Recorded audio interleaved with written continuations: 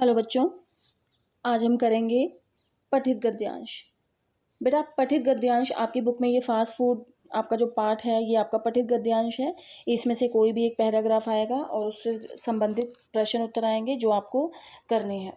एक आता है आपका अपठित गद्यांश, उसके बारे में भी मैं अभी आपको बताऊंगी। पहले हम पढ़ेंगे पठित गद्यांश क्या है। ये फास्ट फूड से संबंधित बेटा आपका ये चैप्टर है।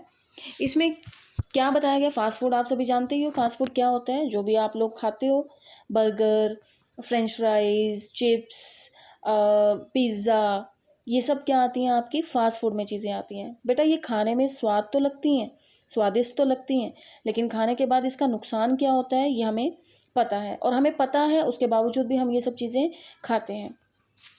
तो बेटा फास्ट फूड आप सबको पता है कि क्या होता है, इसका कितना बुरा प्रभाव हमारे शरीर के ऊपर पड़ता है।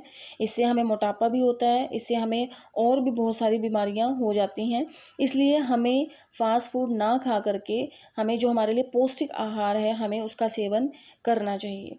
ठीक है बेटा, इससे संबंधित आपका एक पैराग्राफ आएगा और उससे संबंधित प्रश्न आएंगे जो आपको करने हैं। ये चैप्टर आपने अच्छे से रीड करना है। ठीक है बच्चे। उसके बाद आता है आपका अपठित गद्यांश। अपठित गद्यांश यानी जो हमारे पाठ में से नहीं होता, जो कहीं बाहर से आता है और उससे संबंधित आपके पास प्रश्न उत्तर आते हैं जो आपको करने होते हैं।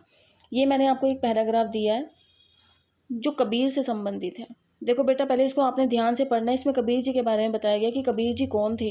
कि कबीर केवल महान कवि ही नहीं बल्कि अपने समय के सबसे बड़े और सच्चे समाज सुधारक तथा युग निर्माता थे।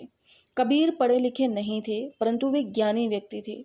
जब उनका जन्म हुआ तब देश सामाजिक रूढ़ियों और परंपराओं में जकड़ा हुआ था। देश में जात पात, छुआछूत, मूर्ति पूजा, रोज़ा नमाज आदि का बोलबाला था।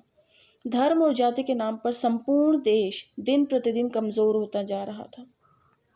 कबीर ने हिंदू तथा मुसलमान दोनों की आलोचना की और समाज में जागृति का नया मंत्र फूंका। कबीर साधु प्रवृत्ति के थे, इसलिए उनकी भाषा विभिन्न भाषाओं की खिचड़ी अथवा सधुकड़ी कहलाई।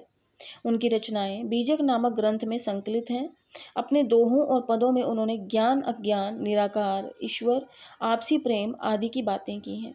बेटा ये आपका अनसीन पैसेज, जैसे आप इंग्लिश में बोलते हैं अनसीन पैसेज यानी अपठित गद्यांश, इससे संबंधित ये कुछ प्रश्न उत्तर हैं। जैसे कबीर जी कौन थे, कबीर ने समाज में किसका मंत्र फूंका, कबीर की भाषा क्या कहलाई और कबीर की रचनाओं में क्या संदेश छिपा है। बेटा ये अब यह आपने इसमें से सॉर्ट आउट करने हैं इसके आंसर्स, और पीडीएफ के थ्रू आपको इसके आंसर्स भेज दिए जाएंगे।